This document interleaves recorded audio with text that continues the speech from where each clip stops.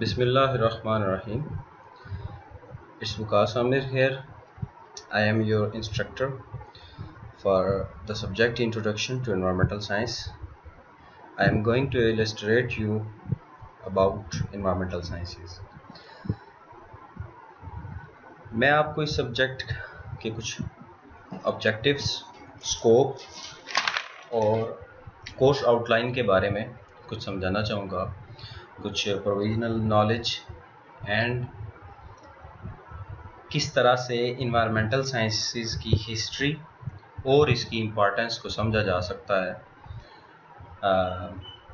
I am doing MPhil in environmental sciences in university of Gujarat.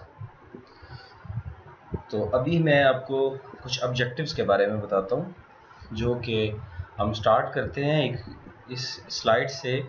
ये एक internet पे retrieved data को help करते हुए मैं आपको समझाऊंगा। फिर जैसे ही इसकी डेफिनेशन, स्कोप और इम्पोर्टेंस के बारे में जैसे जैसे हम समझते जाएंगे, वैसे वैसे आगे मैं कुछ स्लाइड्स जो प्रिपेयर्ड हैं पहले से, वो आपके साथ शेयर करता जाऊंगा। और सबसे पहले इंशाल्लाह हम शुरू करते हैं इंट्रोडक्शन के हवाले से कि सबसे पहले इन्वायरमेंटल साइंसेस के कुछ ऑब्जेक्टिव्स हैं, जिसमें आप इस चीज़ से अवेयर हो सकेंगे कि इन्वायरमेंटल साइंस की हिस्ट्री क्या है, इस डिसिप्लिन को अलग से डेवलप करने की ज़रूरत क्यों पड़ी और इसकी इम्पोर्टेंस क्या है।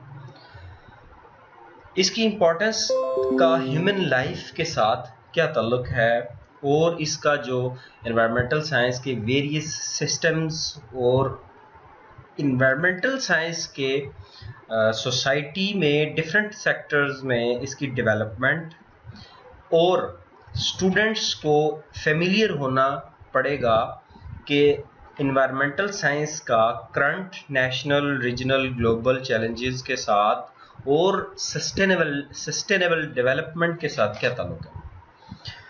देखिए जी, सबसे पहली बात, इन्वायरमेंटल साइंसेस की डेफिनेशन जो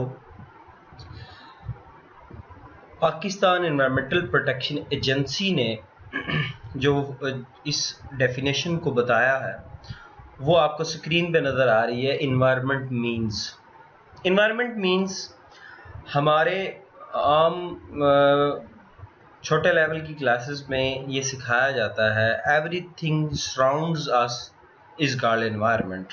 बिल्कुल ठीक है, लेकिन वो क्या चीज़ें हैं जो सराउंड्स अस हैं, जो अर्थ पे इस यूनिवर्स में हमें सराउंड कर रही हैं, कौन कौन सी चीज़ें हैं। तो इसको बहुत ही प्रिसाइज्ड फॉर्म में 1997 के एक्ट, जिसको लॉ पीपा एक्ट 1997 के नाम से जाना जाता है, उसकी अकॉर्डिंगली सबसे पॉइंट नंबर 10 आपको नज़र आ रहा है। इसकी सब क्लास ए में देखें, एयर, वाटर एंड लैंड। ये इन्वायरमेंट जो कि हमें सराउंड अस हमने पढ़ा है, उसके रिलेटेड आपको समझ आ रहा है। All layers of the atmosphere. देखिए, कुछ चीज़ें हम कंटिन्यूसली, स्पॉन्टेनियसली, आहिस्ता आहिस्ता समझते जाएंगे कि एटमॉस्फेयर क्या है। एटमॉस्फेयर की तमाम लेयर्स हमारा एनवायरनमेंट कहलाती हैं। उसके अलावा तमाम organic and inorganic matter, living organisms, ये भी हमारा इन्वायरमेंट कहलाता है। इकोसिस्टम एंड इकोलॉजिकल रिलेशनशिप्स, ये भी सारा हमारा इन्वायरमेंट कहलाता है। Buildings, structures, roads, facilities and works, ये भी इन्वायरमेंट के अकॉर्डिंगली इस डेफिनेशन में इसको सेट किया गया है। All social and economic conditions affecting community life and the interrelationship between any of the factors in sub classes A to F। Simply इसमें सिर्फ ये आपको बताना चाहूँगा कि आपके पास जो स्क्रीन पे ये A to G points show हो रहे हैं, यानी कि हमारी अर्थ पे हवा, पानी, ज़मीन, एटमॉस्फेयर की तमाम layers, organic and inorganic matter and living organisms, living organism तमाम जानदार एशिया, तमाम बेजान एशिया। इकोसिस्टम, इकोसिस्टम यानी कि इकोसिस्टम की डेफिनेशन को पढ़ना, इकोलॉजिकल रिलेशनशिप्स को पढ़ना, ये बात की बात है, लेकिन आपका इकोसिस्टम, जितने भी इकोसिस्टम्स हैं उन सब को इन्वायरमेंट के अकॉर्डिंगली समझना ज़रूरी होता है। अब आप देखें, आप अपने इंफ्रास्ट्रक्चर की बात करें, तमाम फैसिलिटीज़ जो बिल्डिंग्स जिसमें आप रहते हैं, वो तमाम स्ट्रक्चर्स जो किसी अर्बन या रूरल एरियाज़ में होते हैं, जो रोड्स होती हैं, फैसिलिटीज़ और वर्क्स जितने भी, ये भी सब इन्वायरमेंट में इंक्लूड है। इसके अलावा आपका कल्चर, आपकी सोशल एक्टिविटीज़, आपके economic conditions, community life, countries की डेवलपमेंट्स, ये सब कुछ जो है ये इन्वायरमेंट में इंक्लूड है। इन्वायरमेंटल साइंसेस को समझने के लिए इन कंडीशंस को, ऑल पॉइंट्स को वन बाय वन स्टडी हम फर्दर करेंगे, लेकिन इस डेफिनेशन को समझने के लिए आपके पास इतना नॉलेज बिल्कुल काफ़ी है जो मैं आपको स्पॉन्टेनियसली स्टेप बाय स्टेप समझाऊंगा भी। और A to F inter relationship between any of factor in सब क्लासेस का मतलब है कि ये A से F तक जितने भी सब क्लासेस हैं ये सब इंटरलिंक्ड है, इनका आपस में सबका रिलेशनशिप है, इन सबका इफेक्ट एक दूसरे पर है। कोई भी काज, कोई भी इम्पैक्ट, इफेक्ट जो है एक दूसरे के साथ जब इंटरलिंक होगा तो हम इसको इन तमाम पॉइंट्स को A to F रिलेशनशिप के साथ देखेंगे। देखें, ये हमारे पास पूरा लॉ पड़ा हुआ है वेबसाइट पे, जो कि एक्ट 1997 पीपा के नाम से जाना जाता है।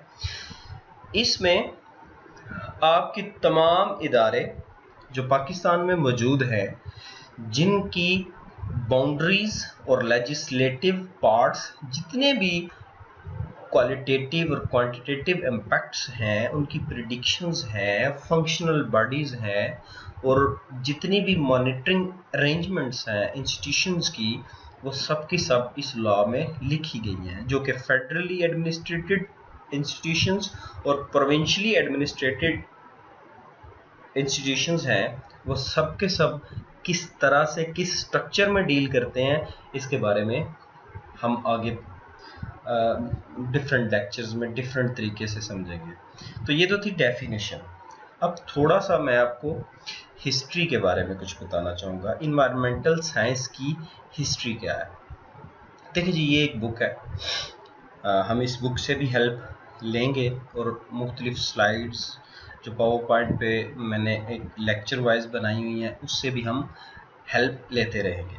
सबसे पहली बात जी, हम इस बुक के कुछ कंटेंट्स पढ़ लेते हैं, यानी कि हम डेफिनेशन, स्कोप, इम्पोर्टेंस पढ़ेंगे, नेचुरल रिसोर्सेज पढ़ेंगे, इकोसिस्टम क्या होता है, बायोडाइवर्सिटी कंजर्वेशन, पोल्यूशन और उनके तमाम फैक्टर्स, सोशल इश्यूज हो गए, ह्यूमन की पॉपुलेशन इन्वायरमेंट के साथ, ठीक है, और आगे मुख्तलिफ किस्म के कुछ टॉपिक्स हैं जो हमारे रिलेटेड होंगे, उससे हम हेल्प आउट लेते रहेंगे। अच्छा, सबसे पहले जी हम एक छोटा सा ओवरव्यू देखते हैं कि आमतौर पर हम इन्वायरमेंटल साइंसेस की डेफिनेशन को किस तरह से देखते हैं। देखिए जी, सबसे पहली बात है, इन्वायरमेंट जो वर्ड है वो डिराइव्ड है फ्रेंच वर्ड से। फ्रेंच वर्ड यानी कि मीन्स सराउंडिंग और इन्वेलपिंग, ठीक है। हमारे इर्द गिर्द जो कुछ भी हमारी ज़िंदगी को या किसी भी जानदार की ज़िंदगी को या किसी नेचुरल सिस्टम को अफेक्ट करता है, वो आपका इन्वायरमेंट है। अब इन्वायरमेंटल साइंस एक अलग से डिसिप्लिन क्यों है और इसकी इम्पोर्टेंस क्या है, इसको समझने के लिए सेकंड पॉइंट आप देखें, इन्वायरमेंटल साइंस एक मल्टी डिसिप्लिनरी साइंस है। अब इसको मल्टी डिसिप्लिनरी साइंस क्यों कहा जाता है? सबसे मेन इसकी वजह यह है कि कोई भी डिसिप्लिन, कोई भी सब्जेक्ट ऐसा नहीं है इस पूरी दुनिया में जो कि इन्वायरमेंटल साइंस के साथ कोलैबोरेट नहीं करता, या इन्वायरमेंटल साइंस डेटा शेयरिंग उस फील्ड से ना करती हो जो भी नेचुरल साइंसेस के रिलेटेड होगा। देखिए, सबसे पहली बात फिजिक्स, ये भी कंबाइन है, chemistry, biology, medical, health science, life science, agriculture science, forestry, public health, engineering and so on. इस तरह के काफ़ी सारे नेचुरल सब्जेक्ट्स जो कि एक नेचुरल सिस्टम के साथ जुड़ते हैं, वो सब के सब इसके साथ इंटरलिंक्ड हैं। ये सारी फील्ड्स